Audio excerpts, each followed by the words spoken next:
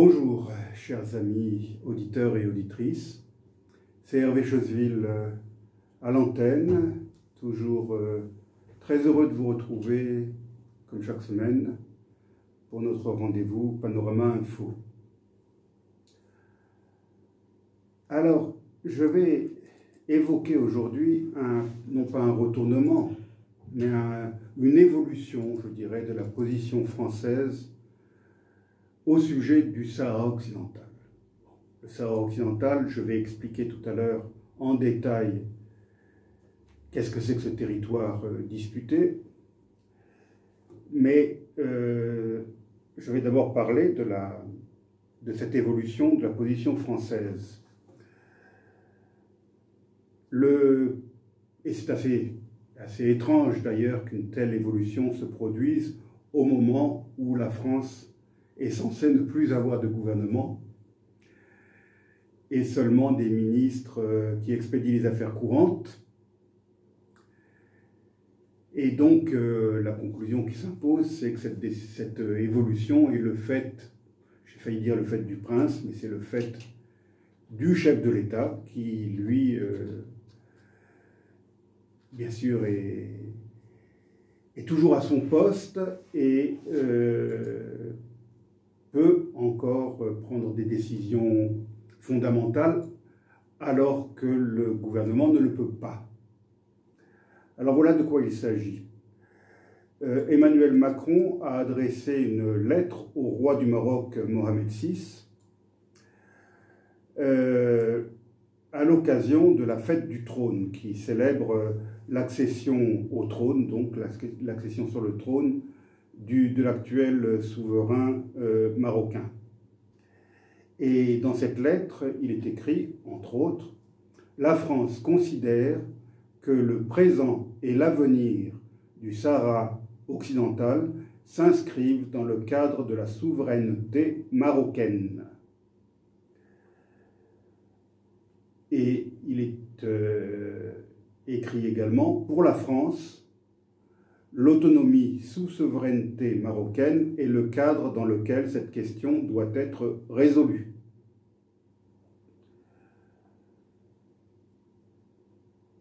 Paris a affirmé l'intangibilité de la position française sur cet enjeu de sécurité nationale pour le royaume qu'est le Sahara occidental, selon les autorités marocaines, ce qui n'est pas tout à fait exact, puisque jusqu'à présent, la France menait une politique d'équilibriste entre l'Algérie, d'une part, et le Maroc, d'autre part. Alors, bien sûr, cette évolution a enragé Alger. L'Algérie a exprimé sa forte colère suite à la reconnaissance de la France du plan marocain pour l'autonomie du Sahara occidental dans le cadre du territoire marocain, et comme désormais la seule base permettant de résoudre le conflit avec les indépendantistes du Front Polisario. Et la réaction ne s'est pas fait attendre. Avec effet immédiat, l'Algérie a retiré son ambassadeur en France. La question qui se pose maintenant, c'est est-ce que la visite du président algérien en France, prévue pour l'automne prochain, est-ce que cette visite, donc, est toujours d'actualité? Cela paraît douteux dans un tel contexte de tension. Alors, ce conflit du Sahara occidental fait partie de ces conflits, un peu comme le conflit palestinien, enfin israélo-palestinien, le conflit tibétain, et d'autres de par le monde, qui semblent s'éterniser. J'ai souvent parlé ici, sur ces ondes, du conflit entre la Turquie et Chypre, et cette occupation du nord de Chypre que l'on vient de commémorer, un demi-siècle d'occupation, et on ne voit toujours pas de solution à ce problème. Eh bien, le Sahara occidental fait partie de ces dossiers ces dossiers qu'on n'arrive pas à régler, tant les positions des uns et des autres sont tranchées et peu sujettes à évoluer. Alors, nous allons faire un petit retour dans l'histoire maintenant pour expliquer l'origine de ce problème. Et je vais commencer par parler de l'Espagne. L'Espagne n'a jamais été très présente en Afrique, contrairement à son voisin portugais. En Afrique subsaharienne, sa seule possession était la Guinée équatoriale, colonie constituée d'une petite île dans le golfe de Guinée et d'un morceau de territoire continental coincé entre le Gabon et le Cameroun. Cependant, l'Espagne avait en Afrique un autre territoire, le Rio del Oro, comme on l'appelait autrefois, et qui est connu aujourd'hui sous le nom de Sahara occidental. Rio del Oro, ça signifie, vous l'aurez compris, la rivière de l'or. Ce vaste territoire, grand comme la moitié de la France, 266 000 km², était passé sous le contrôle de l'Espagne en 1884.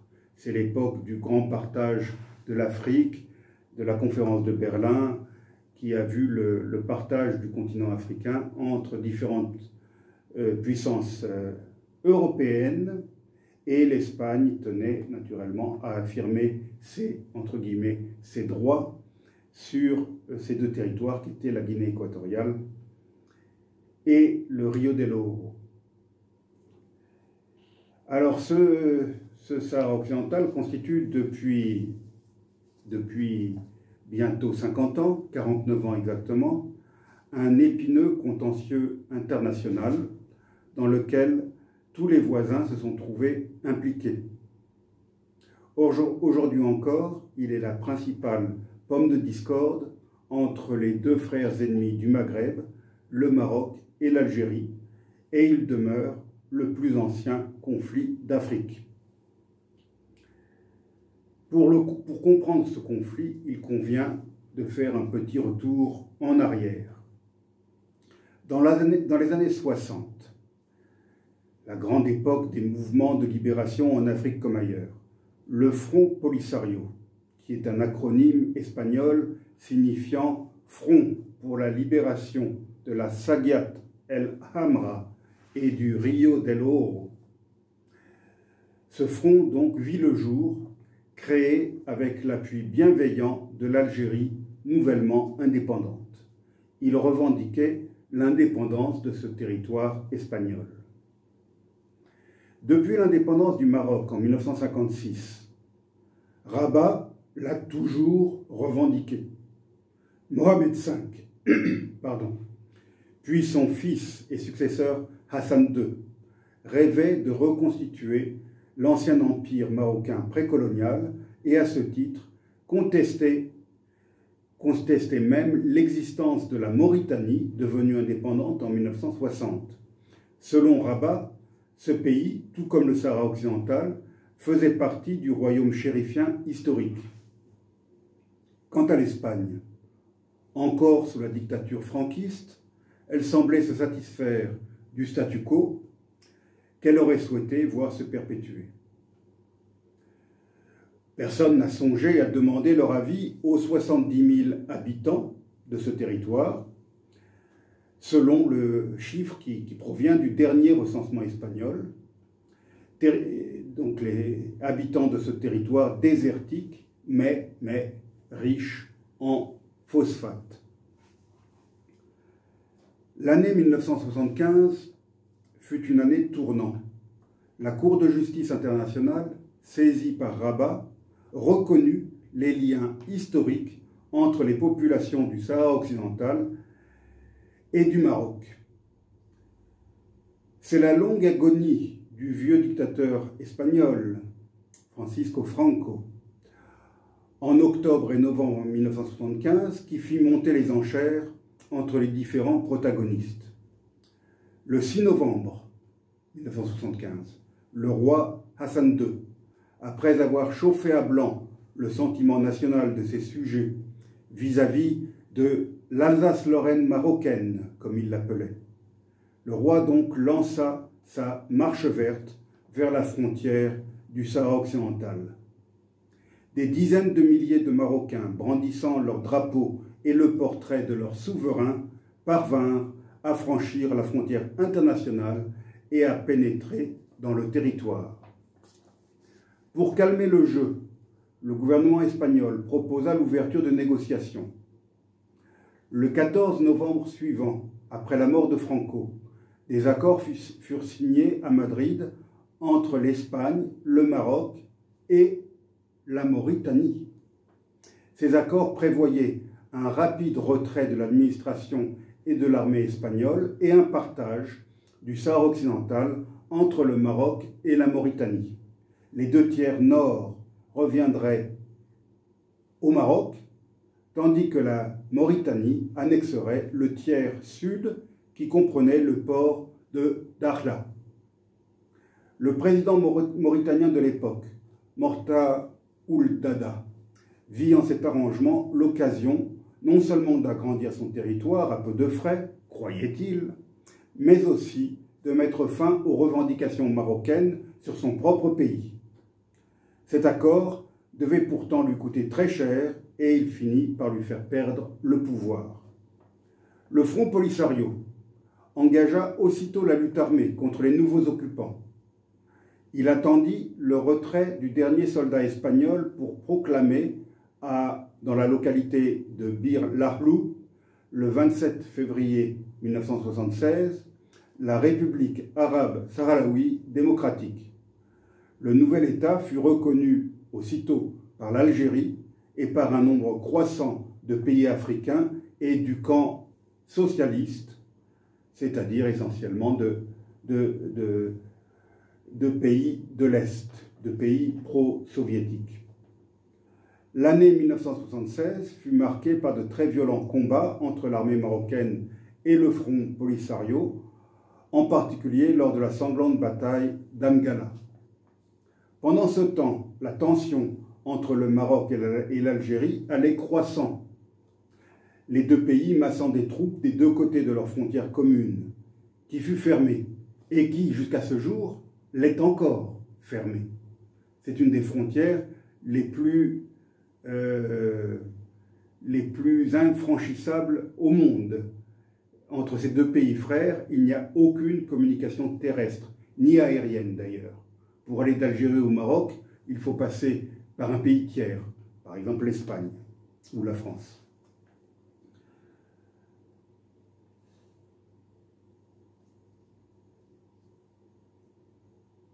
On était donc au bord de la guerre. Le Front Polisario décida de concentrer ses attaques contre le maillon faible, c'est-à-dire contre la Mauritanie. Il parvint même à lancer une audacieuse attaque sur Nouakchott, la capitale. Les exportations de phosphate du pays déclinèrent, du fait des attaques répétées contre le chemin de fer qui reliait les mines au port de Nouadhibou, en Mauritanie donc. Et je parle du phosphate mauritanien. Parallèlement, le pays, la Mauritanie, dut augmenter considérablement le budget de son armée qui, jusqu'en 1975, était de taille réduite et sous-équipée. La Mauritanie, pays fragile, fut rapidement déstabilisée et ruinée économiquement. Les militaires montèrent en puissance et finirent par renverser le président Ould Daddah en 1978. Ils ne se sont jamais vraiment éloignés du pouvoir depuis lors, malgré plusieurs révolutions de palais. Le nouveau régime décida de renoncer au Sahara occidental et il s'en retira en 1979, après avoir négocié avec le Front Polisario. La nature ayant horreur du vide, le Maroc s'empressa d'envahir l'ancienne zone mauritanienne et la totalité de l'ancienne colonie espagnole devint marocaine. Une guerre faite d'attaques sanglantes contre les positions marocaines continua durant de longues années. Les forces sahraouies étaient très mobiles et elles avaient pour elles une excellente connaissance du terrain. De plus, lorsqu'elles étaient poursuivies, elles pouvaient facilement se mettre à l'abri en territoire algérien où elle disposait, et dispose encore, de bases arrières. Dans les années 80, le gouvernement marocain se mit à édifier une série de murs défensifs qui lui permirent de garder le contrôle du Sahara utile, là où se trouvaient les villes et les mines de phosphate. Depuis, le royaume chérifien exerce un contrôle effectif sur environ 80% du territoire, tandis que le Polisario impose son autorité sur les 20% restants, ainsi et surtout que sur les camps de réfugiés situés autour de la ville de Tindouf, dans le Sahara algérien. En 1985, la majorité des membres de l'Organisation de l'Unité africaine, l'ancêtre de l'Union africaine, décida d'admettre la République arabe sahraoui démocratique en son sein. En réaction, le Maroc claqua la porte de l'organisation continentale. Il a fini par la réintégrer il y a quelques années.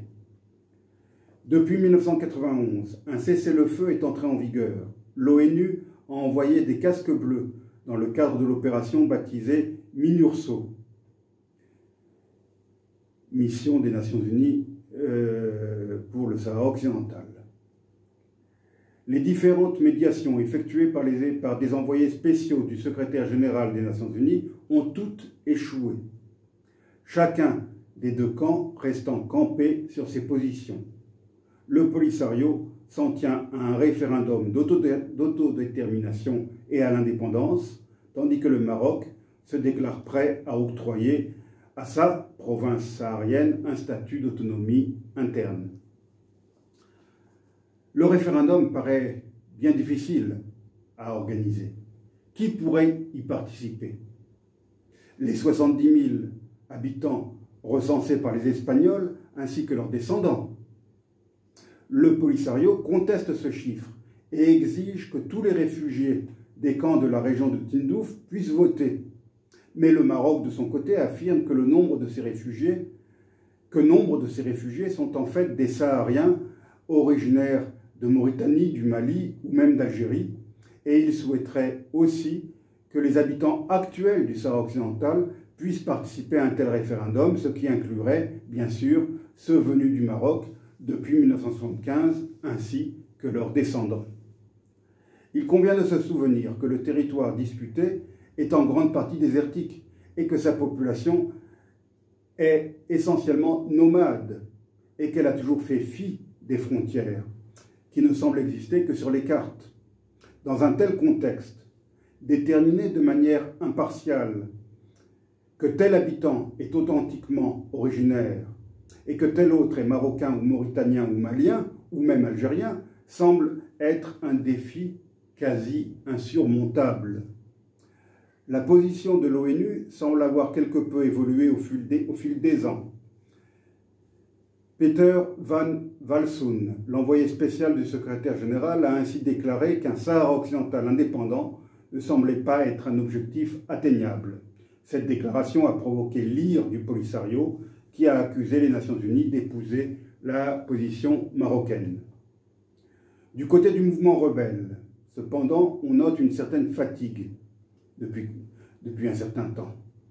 Après 49 années de lutte, plusieurs dirigeants historiques du mouvement ont fait défection et ont rejoint le Maroc, où ils ont été bien accueillis par l'actuel souverain Mohamed VI. Des centaines de Sahraouis ont aussi quitté les camps de Tindouf pour rentrer au pays, en zone contrôlée par le royaume chérifien. Le mouvement indépendantiste a également été l'objet d'attaques quant à son respect des droits de l'homme. On a cité le cas de prisonniers de guerre marocains, détenus en toute illégalité en territoire algérien depuis plusieurs décennies. La répression de toute vue dissidente au sein du Polisario a également été évoquée. Le front ne semble pas avoir su évoluer. Et en tout cas, il n'a pas évolué avec son temps. Et il est demeuré un mouvement monolithique, à l'instar des mouvements de libération d'obédience marxiste-léniniste des années 60.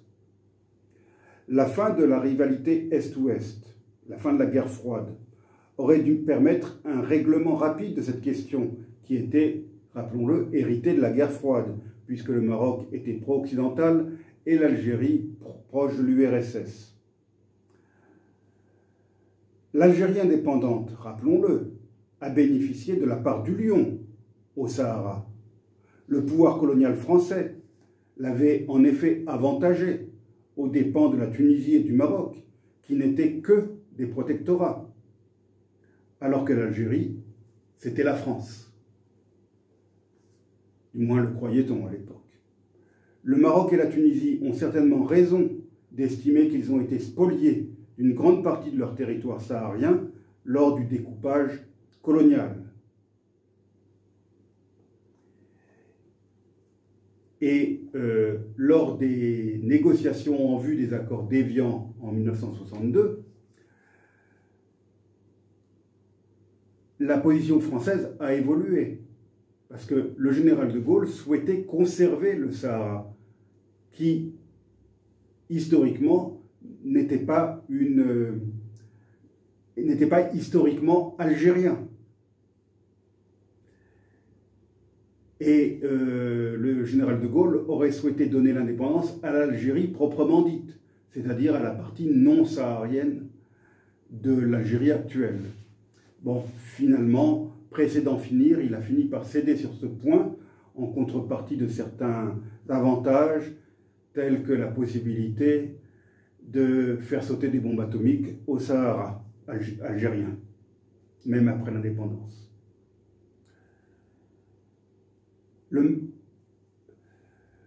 Mais on ne refait pas l'histoire, n'est-ce pas? Et au nom de l'intangibilité des frontières héritées du colonialisme,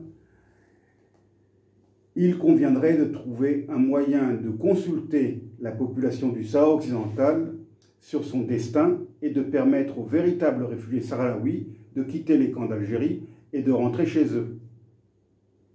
Il y a urgence, car depuis quelques années, on observe que Al-Qaïda soit en train de tirer profit de la confusion régnant dans ces confins désertiques pour s'y installer et tenter de déstabiliser, comme on sait, tous les États de la région, Mali, Niger, Burkina Faso et Mauritanie, mais en Mauritanie, il semble avoir échoué. Quand on constate la difficulté et le temps mis à résoudre une question somme toute relativement simple, comment s'étonner que le conflit israélo-palestinien soit aussi inextricable? Le Maroc et l'Algérie ne font-ils pas tous deux partie du Maghreb? Peuples et dirigeants ne sont-ils pas tous musulmans, tout comme les Sahraouis? Au Sahara occidental, comme en Israël-Palestine, deux revendications légitimes, entre guillemets, et inconciliables s'affrontent. Dans les deux cas, des populations civiles ont dû abandonner leurs terres ancestrales pour aller s'entasser dans des camps. Malheureusement, le sort des réfugiés sahraouis ne semble guère attirer l'attention des bien-pensants de France et d'ailleurs, contrairement à ceux de Palestine. En conclusion, je voudrais rappeler que le Front Polisario, c'est une création et une créature algérienne. Le Front Polisario n'existerait plus depuis longtemps si l'Algérie ne l'avait pas laissé s'installer durablement en territoire algérien. Les camps de réfugiés sont en Algérie, autour de Tindouf. Les bases militaires du Polisario et les camps d'entraînement sont en Algérie. Le Maroc, militairement, a remporté la guerre. Et cette guerre continue depuis 49 ans uniquement parce que le Maroc a respecté les frontières algériennes et n'a pas attaqué les bases arrière du Polisario en Algérie. Comme je l'ai dit tout à l'heure, l'Algérie a eu la part du lion au Sahara. La plus grande partie du Sahara est algérienne. Pourquoi est-ce que le Maroc ne pourrait pas avoir lui aussi sa part du Sahara, d'autant que le Maroc, lui, a des liens historiques légitimes avec le Sahara. N'oublions pas que le Maroc, dans l'histoire, s'est étendu jusqu'à l'actuel Mali et jusqu'à l'actuel Sénégal, et qu'il a couvert la totalité de la Mauritanie. Donc, si l'on épouse la thèse algérienne, à savoir que le Sahara occidental doit avoir le droit à l'autodétermination et accéder à l'indépendance, à ce moment-là, quid des Sahraouis algériens? Pourquoi eux n'auraient-ils pas le droit à l'indépendance, eux aussi? C'est pour cela que j'ai toujours trouvé la position algérienne incohérente. Ils veulent que les Sahraouis ex-espagnols deviennent indépendants, mais ils gardent sous leur contrôle les Sahraouis algériens. La position française est donc en train d'évoluer, comme a évolué à la fin du mandat de Donald Trump la position états-unienne, puisque les États-Unis ont reconnu l'appartenance au Maroc du Sahara occidental. Donc je pense que le temps joue en faveur du Maroc et que petit à petit la communauté internationale va finir par reconnaître que le Sahara occidental fait bel et bien partie du Maroc. Reste à savoir si le Maroc respectera alors son engagement d'accorder l'autonomie interne à ce territoire disputé. Voilà, chers amis auditeurs, ce que je pouvais dire au sujet de ce conflit qui n'en finit pas et qui crée une énième crise entre Paris et Alger, mais aussi, et c'est logique, un réchauffement entre Paris et Rabat. L'éternel balancier est encore en train de fonctionner. Merci pour votre attention sur ce dossier compliqué et je vous dis à la semaine prochaine.